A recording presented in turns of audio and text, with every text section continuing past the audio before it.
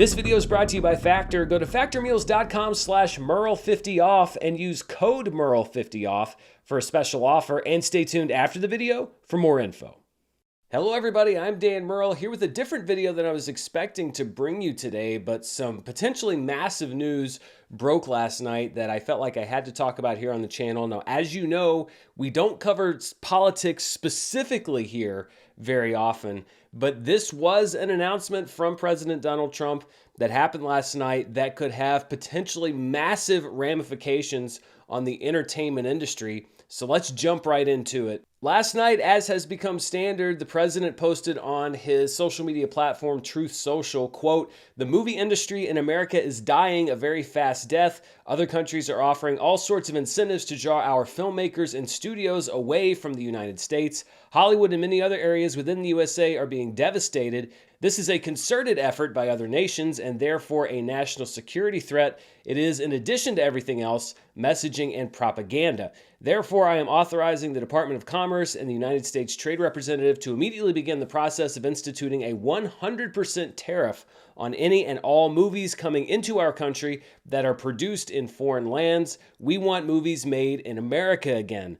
Later last night, he told C-SPAN, quote, "What they've done is other nations have been stealing the movie-making capabilities from the United States. If they're not willing to make a movie inside the United States, then we should have a tariff on movies that come in. And not only that, governments are actually giving big money. They're supporting them financially. That's sort of a threat to our country in a sense."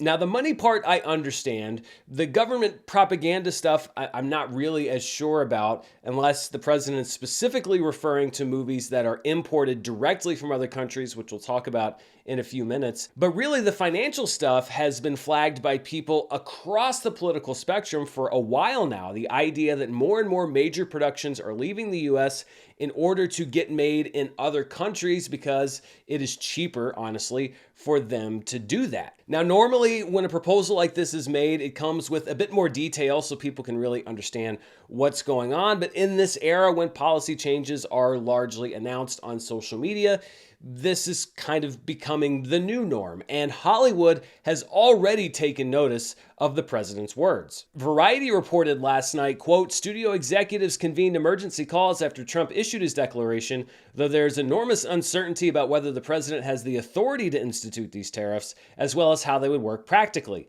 It was also unclear what the impact would be on the many films that shoot overseas, a group that includes sequels to major franchises such as Avatar, The Avengers, and Mission Impossible. Studios were hoping to get more information about whether certain films that had already been completed or were already in production would be exempt. There was also confusion about why the president has singled out movies while not mentioning television production." In a statement to Deadline, a representative from California Governor Gavin Newsom's office said, quote, "We believe President Trump has no authority to impose tariffs under the International Economic Emergency Powers Act, since tariffs are not listed as a remedy under that law." In addition, Deadline spoke to what they described as a representative from a leading U.S. film company who is preparing to shop for films at the Cannes Film Festival, saying, quote, "Trump's moves are already affecting sales in China, but this would reduce the entire global market, with buyers not wanting to pay minimum guarantees if there will be a tax on films in the Cannes market or on films they've already acquired. It affects domestic distribution deals, but it also impacts equity players who have money in movies because their films will suddenly be worth less money. We won't be able to make movies for the same budgets, actors won't get paid the same fees, and the list goes on. Simply, it would destroy the independent sector." So let's talk about the films that are going to be impacted here, or that seem likely to be impacted. And let's start with the ones that are easiest to talk about, which are international films. Those are movies that are made outside of the United States, but which are picked up for distribution by studios or production companies inside the United States. These are movies from other countries like Parasite or the Demon Slayer series or I'm Still Here, which won the Academy Award earlier this year.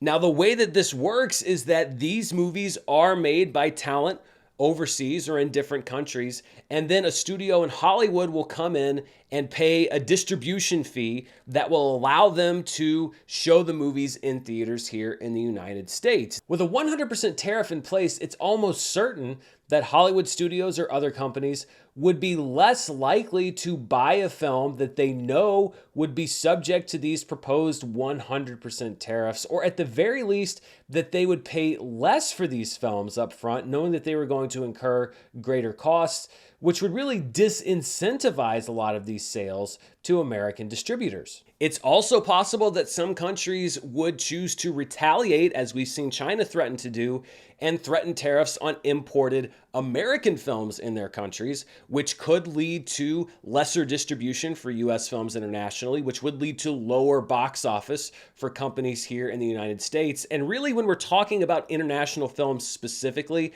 I don't really see a win here on either side. I think that this would just be, as that executive said in the quote to Deadline, a big blow to the international film market here in the US. And as a movie fan, I would hate to see fewer international films get distribution here in the United States because they'd be harder to find.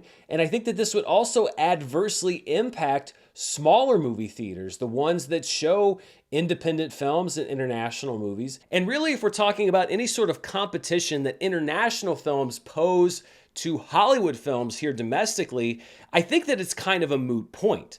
The highest grossing international film last year domestically in the US was Kalki 2898 AD from India, which brought in $18.2 million. Najah 2, which is China's highest grossing film of all time, only brought in $17 million domestically. And even the most successful international films like Parasite and Godzilla Minus One have topped out between $50 and $60 million domestically, except for Crouching Tiger, Hidden Dragon back in the year 2000, which made over $125 million. The MPA reported that in 2023, Hollywood exported 3 times as many films as it imported, which generated a trade surplus of $15 billion. So I don't think this is an economic issue, really, with international films versus domestic films. Now, international films that are on a streaming platform here in the United States are a completely different matter. Netflix licenses a lot of films that are produced internationally. It's a key part of their structure, especially when we talk about movies from South Korea, increasingly movies from India. If those movies were subject to a tariff, there's really no way of telling how that would even work. What would you base the tariff on? Would it be views here in the United States versus around the world? Would it be a percentage of the budget versus those views? We really don't have any answers to that question right now, but this is something that seems like it could affect not only theatrical distribution, but also the streaming model here in the US. And if there is a loophole for streaming films, if they're not affected by these tariffs, then we could see more Hollywood productions that are made internationally that just then go straight to streaming instead, which really wouldn't address the underlying problem here. This seems to be targeted mostly to Hollywood movies that in recent years have moved their production increasingly to countries outside of the United States. And I want to be very clear about something. This is a very real problem that is affecting domestic film production in the US. It's affecting people that have worked in the entertainment industry for decades that see fewer and fewer jobs available in the US. When you look at the film industry in Los Angeles, the jobs started going away first to other states like Louisiana and Georgia that offered better tax incentives for studios to go make their movies there. And really post-COVID, a lot of that has gone to other countries like the UK, Ireland, Australia, countries that are offering even better incentives, sometimes up to 25 to 40% in order to lure those productions there. Ireland, for example, offers a 32% tax credit for film, television, and animation projects up to 125 million euros, which means that if a studio makes a $140 million movie entirely in Ireland, they could receive $44.8 million back. California, by contrast, offers a 20% tax credit for a feature up to $100 million of spending and only funds $330 million of total tax credits per year, with just $115 million of that allocated to feature films, which means that same $140 million film made in California would receive at most $20 million back from the state, as opposed to the $44.8 million from Ireland. These competing tax credits aren't new, but the increasing international credits combined with the decreasing domestic credits have made a crisis that was bad much, much worse. And it's a problem that needs a solution. The question that we have to ask now is this tariff plan the solution that's needed? The first question that has to be answered is, how exactly is this system going to work? What will be subject to tariffs? If a movie studio here in the United States spends $150 million to make a movie in a different country, is the 100% tariff applied to that $150 million worth of production costs that was spent in the other country? Will the tariff be applied to ticket sales here domestically for a movie that's made in a different country? Will it be applied to the gross or net revenue that a movie made in another country is able to bring in? Or will these tariffs only be applied to films that actually get tax rebates from other countries in order to produce films there? Depending on how these tariffs are applied, the studio response is going to be vastly different. And understanding what the tariff system is the first step for Hollywood to figure out how to react. For example, if the overseas production costs are what are subject to being tariffed, then if a studio spends $150 million overseas to make a movie, it could then be tariffed 100%, which would be another $150 million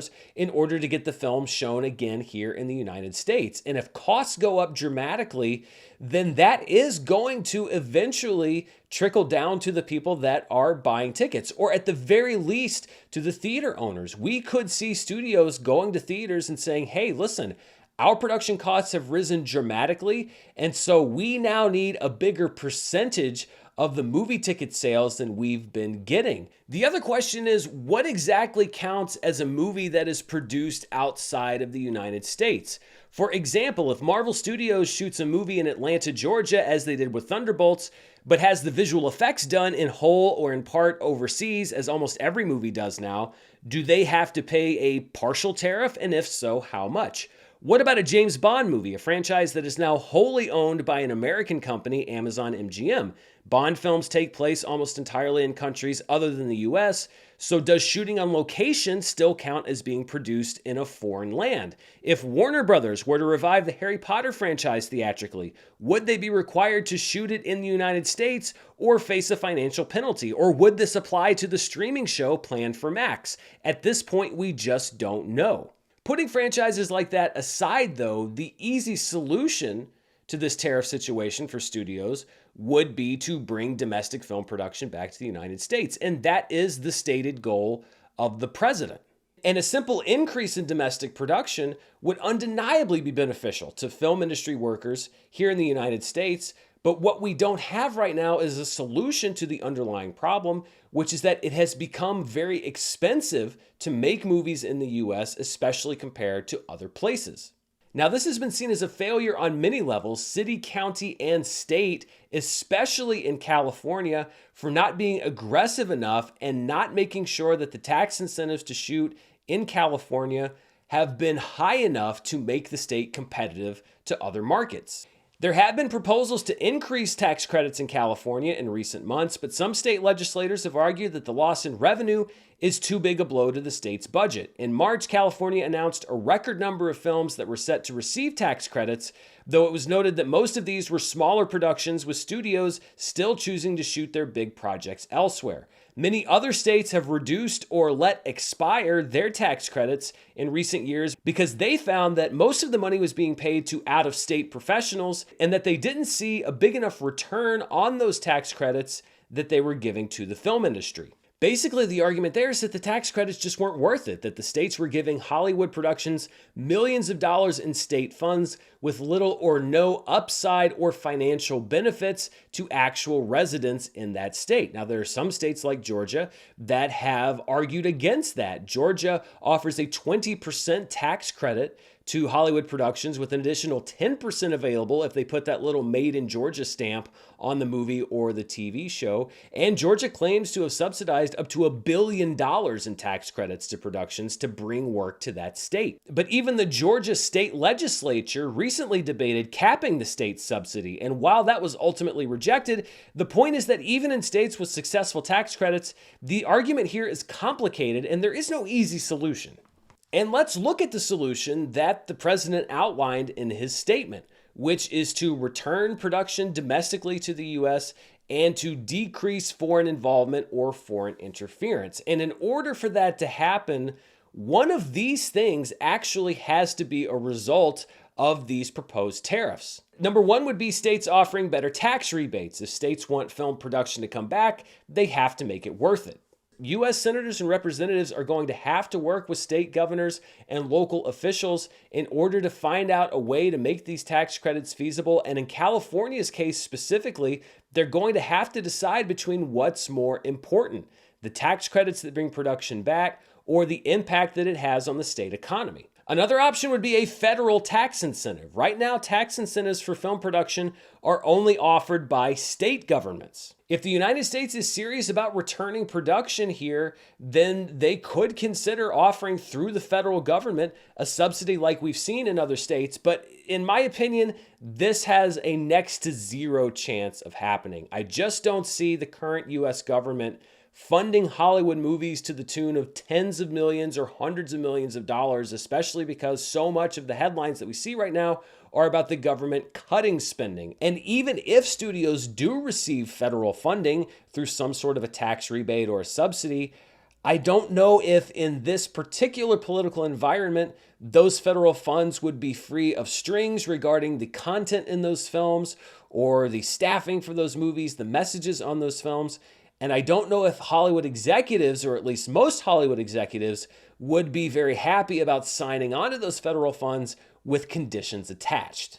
Number three would be to convince studios to just accept lower revenue. Studios could always just pay the higher price of U.S. production without tax credits or pay the tariffs. But they would have to agree to that reduction in revenue, which means that the impact of a hit would be blunted and the magnitude of a flop would be even greater. Now, in a perfect world, I'd like to say that studios would do the noble thing and say, for the good of the industry, we're going to step up and we're going to take this hit if they can't work out a deal otherwise. But I think the more likely scenario would be that we would see Hollywood cut costs by greenlighting fewer films, which would lead to a decrease in production, which would put us right back where we are. It's the same problem, just in a different way. Basically, this would mean that studios would probably lower the budget of their bigger movies, but for the mid-budget films or smaller budget films, they most likely just wouldn't happen. If a movie has a $30 million budget, but it can't get made for less than $50 million in the United States, or it's subject to a hefty tariff, rather than allocating that extra money, I think the studios would probably just cancel that film, and we would be left once again with fewer films being made, and also only the bigger event films being made, which is already an issue in Hollywood.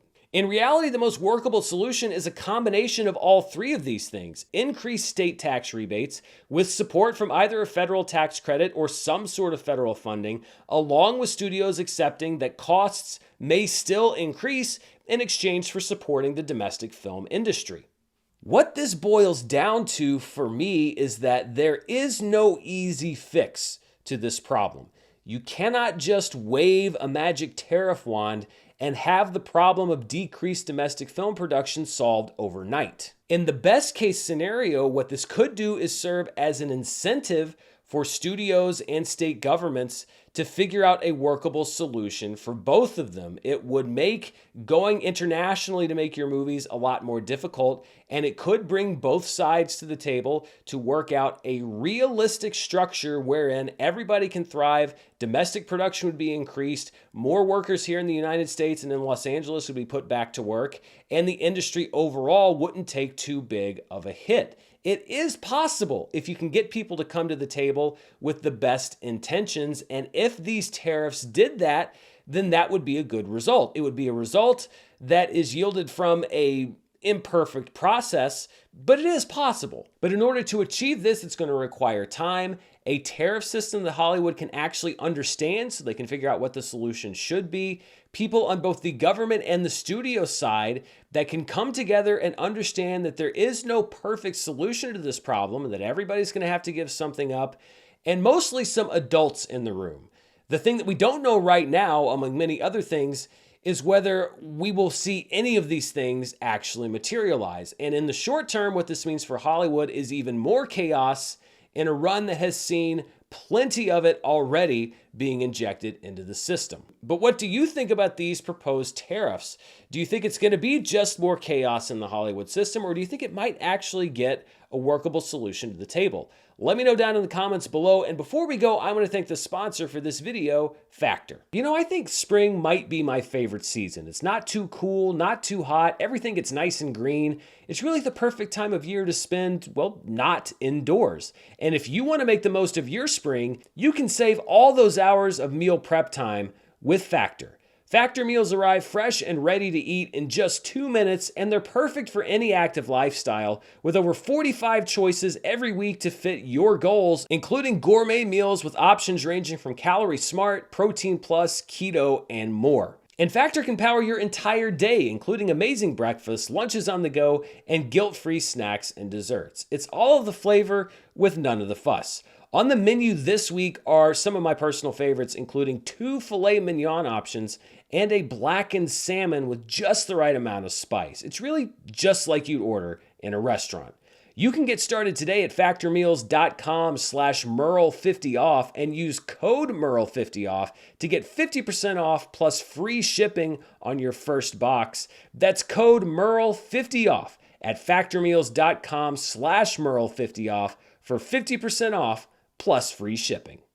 Thanks to Factor for sponsoring this video, and stay tuned right here for more movie news, reviews, box office, and more. Tomorrow on Charts with Dan, I'm going to look at the opening weekend of Thunderbolts, and of course, I will stay tuned to this story to see what updates may come, and of course, I'll bring them to you right here. Until next time, stay safe, and I'll see you then. Bye.